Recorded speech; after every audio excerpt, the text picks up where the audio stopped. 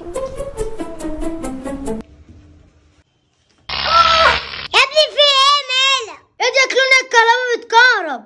تعالى نشرب ازاي دلوقتي؟ والله ما انا عارف. افتحها انا طيب؟ انا عندي فكرة حلوة قوي. تيجي نقول لفؤاد يجي يفتح التلاجة؟ لا، فكرة جميلة قوي يا بيلي. تمام يلا.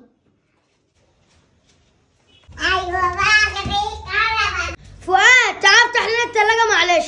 ايوه انا عشان جعان ونشرب انا وبيلي. لا روحي انتوا. مالك يا عم في ايه؟ يا عم تروحي انت مش عارف يعني. ما انا لو عارف كنت فتحتها يا عم. ما تنجز يا فؤاد، مالك في ايه؟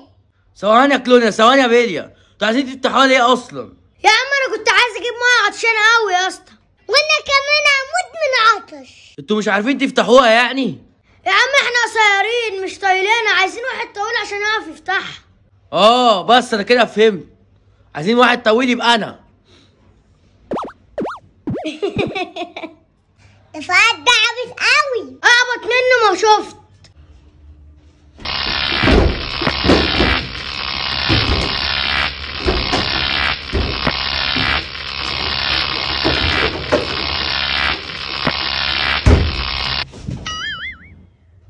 تعالى بقى كلنا نشوفه شكله مات.